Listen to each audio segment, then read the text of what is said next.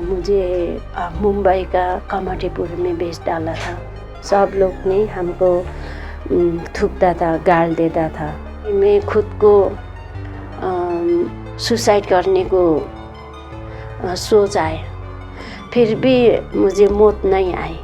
Trafficker कोई दूर गांव से नहीं आएगा, किसी दूसरे देश से नहीं आएगा, ये हमारे बीच में ही कोई होगा। डर लागेपछि त्यो 15-16 दिनसम्ममा के नखाने के नबोल्ने त्यस्तो भयो रे।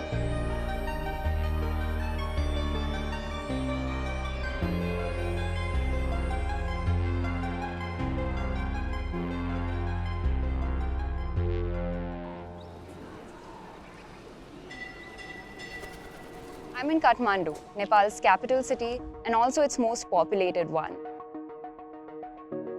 Thousands of people travel to Kathmandu to seek a better life. Most of them are running away from a life of poverty and lack of opportunities. As of 2019, close to 11.4% of Nepalese people were unemployed. And that leads to the fact that about 1,600 Nepalese people leave the country every day to find work elsewhere. Globalization has made it possible for people to dream big, but not all dreams have a happy ending. Human trafficking is the second largest criminal industry in the world, and it rakes in almost $32 billion. Over 150,000 people in South Asia fall into the trap of human trafficking every year. And Nepal, India, and Bangladesh top the list of countries affected by it. More worrying though is the fact that the trafficking of Nepalese women and children to India has jumped by over 500% in the last 5 years. In this episode of Roadblock, I'm going to try and figure out why the sex trafficking of women is so commonplace along the Nepal-India border. To better understand what women go through when they're faced with the prospect of trafficking, I'm going to meet Manisa. Manisa is a 21-year-old theatre artist who's trying to make it big in the world of cinema. But when she was 14, Manisa faced a very different future. She was nearly trafficked to India. Manisha, आपका बचपन कैसा था? एकदम रमाइलो थियो। Dad नभए नि मामुले सबै कुराहरू पुर्याउनु भएको थियो। म त्यो टाइममा त्यही 6-7 मा पढ्थेँ, सानै थिएँ।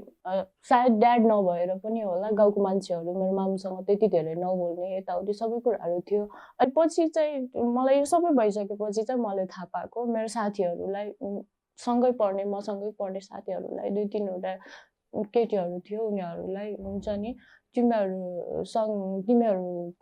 तिमीहरूकै साथी मनिषा छ नि, अब यस्तो राम्रो छ, यताउति तिमीलाई पैसा दिन्छु यताउति भनेर हुन्छ नि, यस्तो के खानेकुरा यति मात्र खुवाइदेऊ अनि तिमीहरूले के गर्नु पर्दैन, हामी तिमीहरूलाई पैसा दिन्छौँ अनि हामीहरू गइहाल्छौँ। म स्कुल गएँ अनि त्यसपछि त्यो के खानेकुराहरू दियो, मैले खाइदिएँ। अनि त्यसपछि मलाई केही थाहा छैन, मैले सिधै जङ्गलमा भेटेको थिएँ। म 3 जना लोग्ने मान्छे थियो अनि एउटा आइमाई मान्छे थियो। अनि पछाडिबाट हिँड आयो अनि मेरो टाउको लाग्यो अनि त्यही म सुतेँ। अनि त्यसपछि उनीहरूले मसँग जबरजस्ती गरे, 3 जनाले नै मलाई सबै कुराहरू। अनि त्यसपछि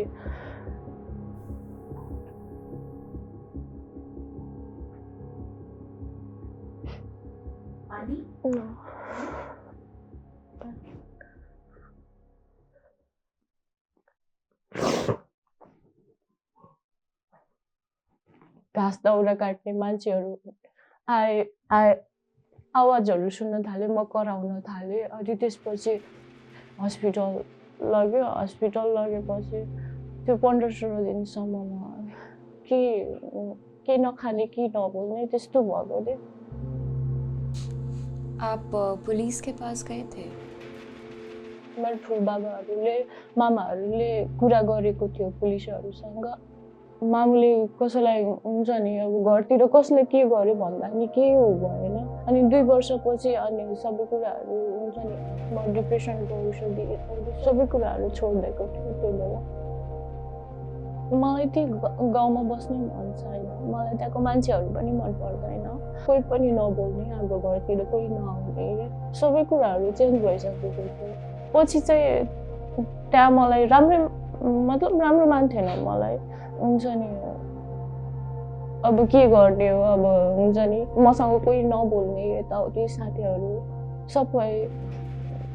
मैले एसएलसी दिनुभन्दा अगाडि नै म काठमाडौँ आएँ अनि यतै दादासँग बसेँ अनि त्यसपछि एसएलसी दिन म गाउँ गएँ। तुम्हारे दोस्तों ने कितना पैसा लिया था? 5000।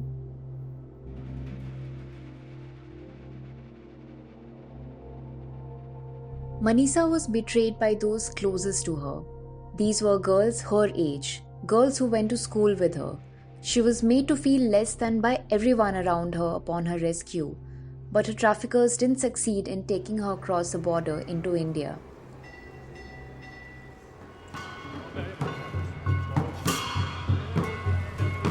In order to understand what lies ahead for women who get trafficked to another country, I'm going to meet Charimaya Tamang. Charimaya was trafficked to India at a very young age. Today, though, she heads Shakti Samoh, an organization that employs survivors of sex trafficking and which also helps in the rehabilitation of trafficked women. जब मैं छोटी था उस time में थोड़ा सा चुलबुल करता था, चलता था ज़्यादा।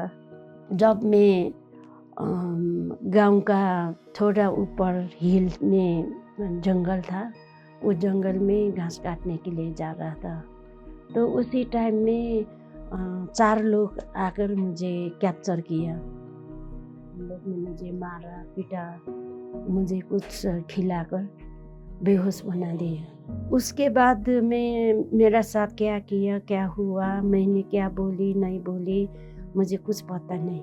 मुझे ट्रेन में डालकर लेके गई तो मैं ट्रैफिकिंग में पड़ी। मुझे मुंबई का कमाटीपुर में भेज डाला था।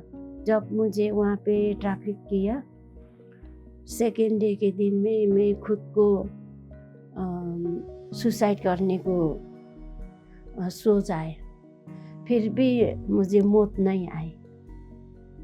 थर्ड डे का दिन में मुझे रोथल में लेके गए। कितने लोग मेरे तरफ का छोटी लोग था, 20 से 25 तक का मारपीट चलता था, गाल देता था हमको। मर भी नहीं सकते, निकल के भाग के भी कहाँ जाए।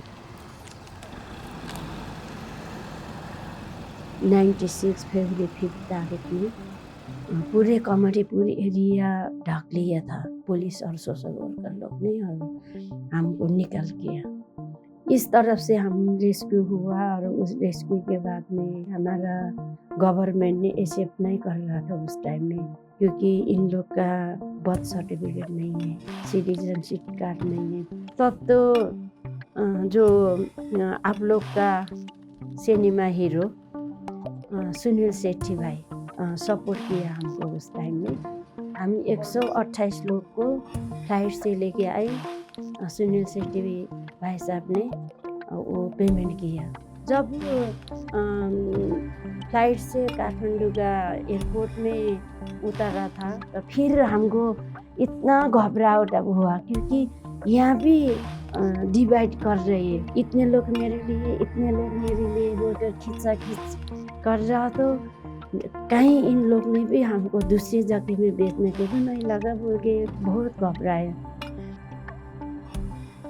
सब लोग ने हमको थूकता था, गाल देता था, हमारा ऊपर ब्लेम कर रहा था। इन लोग बिगड़ चुके लोग के नेपाल में लेके जाएगा तो और लोग को भी बिगड़ देगा। गुजरे हुए कल हमने जितना तकलीफ हुआ हमारा, ये दोनों को हम पावर बना के आगे बढ़ना पड़ेगा बोल के शक्ति मीन्स पावर, पावर ग्रुप नाम रखकर, शक्ति समूह नाम रखकर हम आगे बढ़ गए। It's amazing that despite everything that's happened to her, Charimaya didn't give up. Her organization, Shakti Samoh, began with 15 women, all of whom were survivors of human trafficking. Today, it employs close to 135 people. Charimaya's journey is proof of the fact that if women who have been rescued from a situation of trafficking actually get some support, they can build themselves back up. Mighty Nepal is one such support system that actively works in the fight against trafficking. Mighty Nepal is an organization established since 1993 to specially prevent human trafficking, rescue them, rehabilitate them, enabling environment to reintegrate in the society. Our philosophy is to bring the culprit behind the bar and provide justice to the victim. So far, 1,600 traffickers being convicted. So, how has India become such an easy transit point for traffickers? We have rescued 79 girls from Sri Lanka who have been trafficked via Indian airport to go to Middle East. And out of them, one girl, when she came here, we were surprised to see she's completely carrying somebody else's passport, and she crossed Indian immigration. She traveled in the Indian Airlines. I think, where is the Indian policeman at the airport? Nobody checked. Traffickers and whole mafia network is able to manipulate whole system functioning.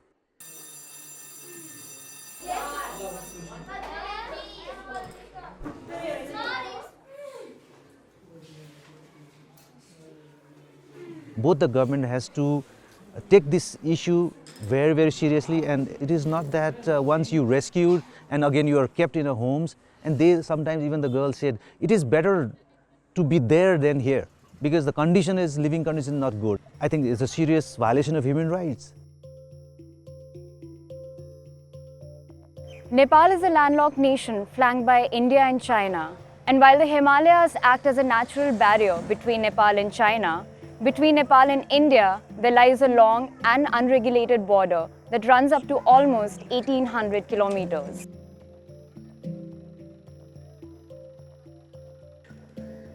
Nepal and India also share a special relationship.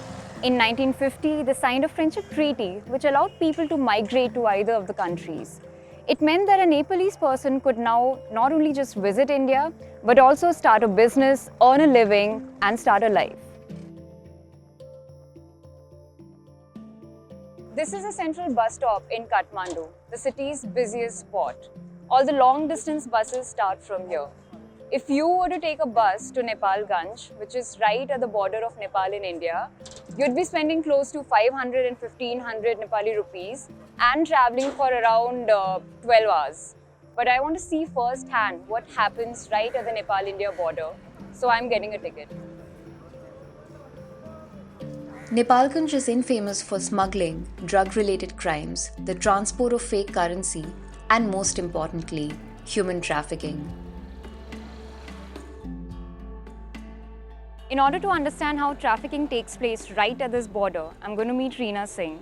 Reena works as a patrolling officer at Mighty Nepal. जो traffickers होते हैं, आप कैसे identify करते हैं? लड़की लोग चलती हैं, उन लोग का मतलब हाव भाव से भी पता चल जाता है, जो डेली रास्ता यूज़ करती है, जो बाहर से आते हैं वो लोग भी आइडेंटिफाई हो जाते हैं। उसके बाद हम लोग पूछताछ करते हैं, घर कहाँ है, कैसे आई, किससे आई, कहाँ जा रही हैं आप लोग। जो क्वेश्चन इधर को कहते हैं उसी क्वेश्चन दूसरे वाले को भी करते हैं, तो क्वेश्चन में जब मैच नहीं खाता है उसमें पता चल जाता है। एक दिन में आप कितने लड़कियों को इंटरसेप्ट कर लेते हैं? इंटरसेप्ट कभी 8-10 भी हो जाते हैं ना, ये जरूरी नहीं है कि सब इंटरसेप्ट ही होते हैं, कितने को तो हम काउंसलिंग करके भी भेजते हैं। आपके पास ऐसे भी केसेस आए जिसमें माँ बाप ने मना कर दिया लेने से? जी आता है ऐसे भी। इतना मुश्किल क्यों है लड़कियों को इंटरसेप्ट करना या फिर मतलब उनको रोकना? पहले क्या था, लड़कियां लोग भी जाने वाले भी सीधे थे, दलाल उनको मिसयूज करते थे पहले ना। अभी तो क्या लोग को इतना ब्रेन वॉश किया है कि वो लोग खुद झूठ बोल देती है, फेक डॉक्यूमेंट बना लेते हैं वो लोग। तो लोग लालच ज़्यादा दिखाते हैं उन लोग की, यहाँ कुछ भी नहीं है, वहाँ विदेश में जाओगे इतना पैसा कमाओगे, ये करोगे, मतलब बड़े बड़े सपने दिखाते हैं ना वो लोग। कितने घर में तो ऐसा भी होता है कि वो लोग जाकर थोड़ा बहुत पैसा भी दे देते हैं कि तुम्हारा लड़के इतना कमा कर लाएगी, अभी इतना रख लो एडवांस में, कहते हैं। और घर वाले भी उन्हीं के साथ मिल जाते हैं, नहीं अच्छा काम है, खुद माँ बाप ही लेकर आते तो उसके लिए क्या कर सकते हैं बोलिए। उसको भी रोकते हैं, उन माँ बाप को भी काउंसलिंग करते हैं। कितने तो माँ बाप को हम लोग वापस भी किया है। रिस्की भी है, कहीं कहीं कहीं खुशी भी लगता है कि हमारी वजह से कितने लोग बचे हुए हैं कहीं करके। It's heartening to see women like Reena trying to take charge of the situation. However, the rot is too deep. The fact that women's bodies are still considered commodities, fit to be exchanged, means that we still have a long way to go.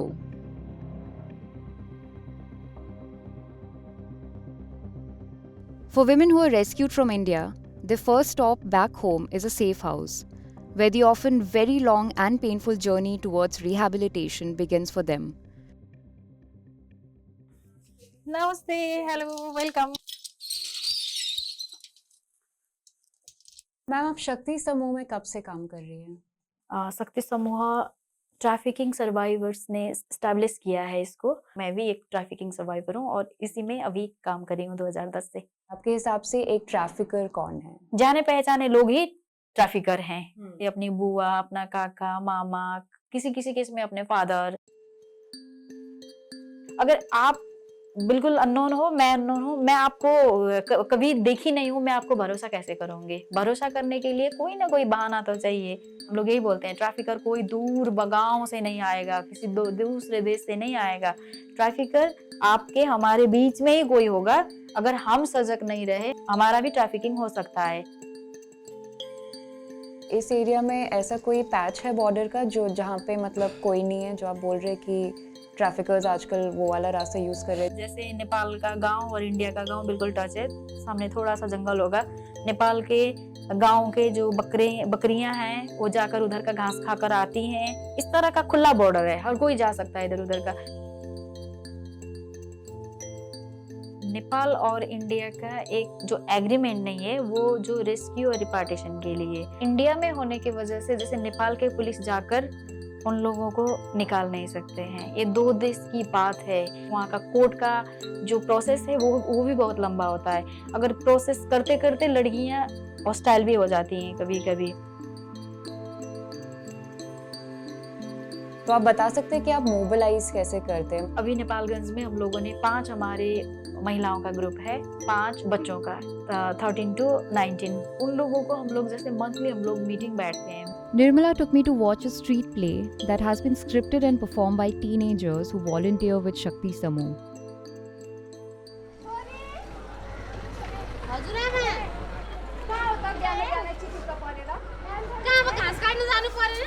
इस बार तो नेपाल आया हूँ ना, तो बेहतरीन नेपाली चिड़िया लेके जाऊंगा। दीदी को इस बार 5 लाख से कम नहीं लूंगा। 5 लाख सबै जुटाऊं। लैंगिक हिंसा विरुद्धको अभियान सफल पारौं। धन्यवाद।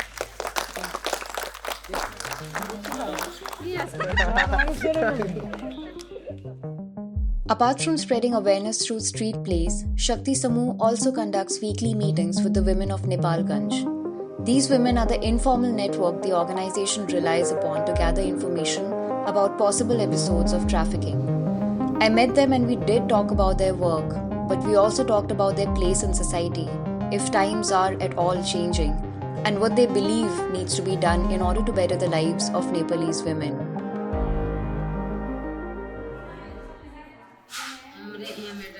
तो जैसे 10-20 आदमी का ज्वाइन करें, टोल में जानकारी हो जाए।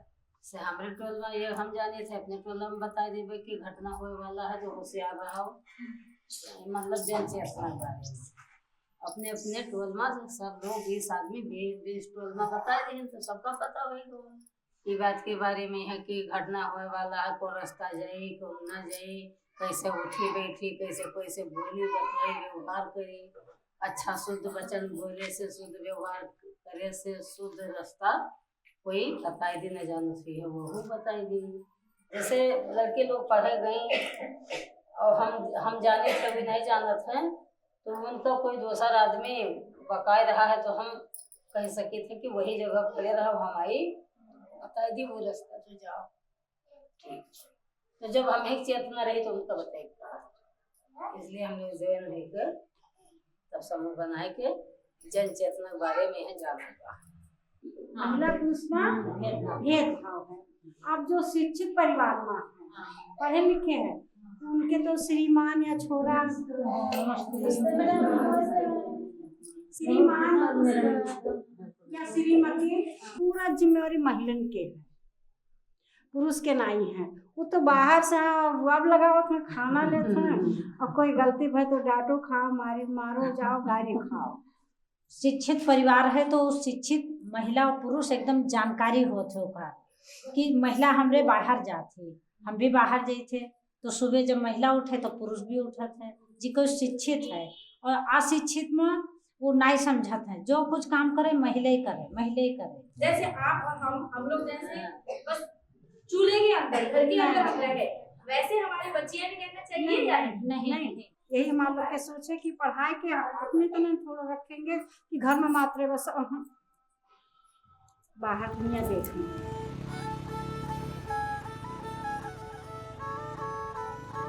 I'm back from Nepalganj, right in the heart of Kathmandu city. This is Thamil. Once you're here, you realize what kind of attractions they in store for people from underdeveloped parts of the country. This city signifies development, modernity, a fast-paced life, essentially things that they've never experienced before in their lives. And this aspiration is exactly what the traffickers exploit.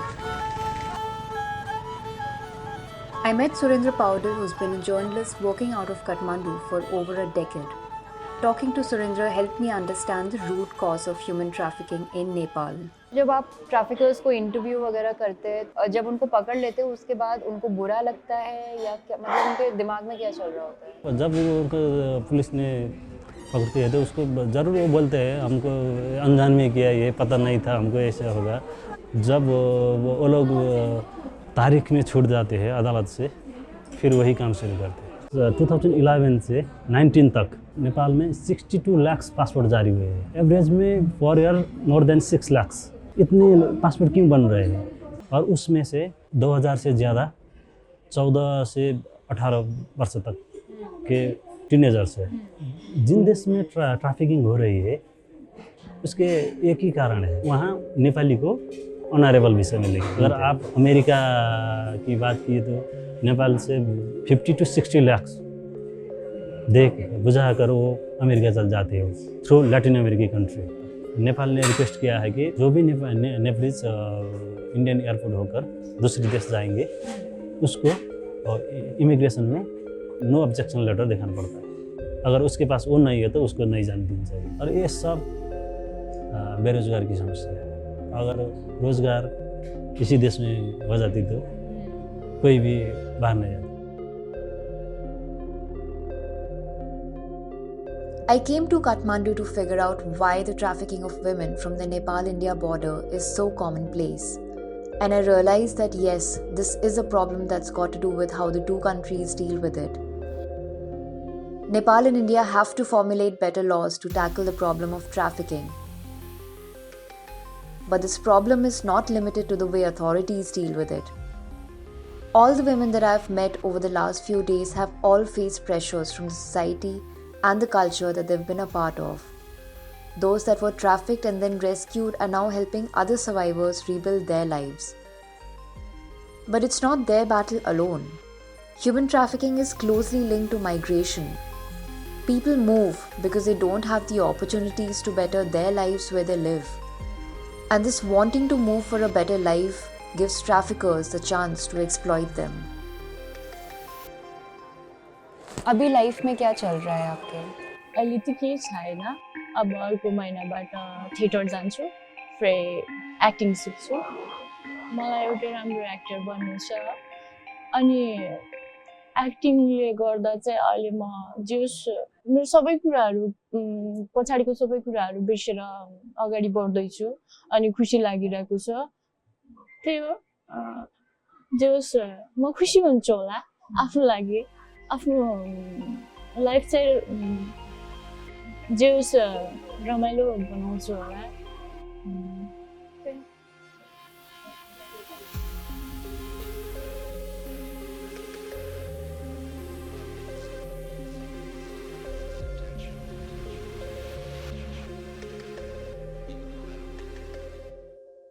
गाउँदा हुन्छ।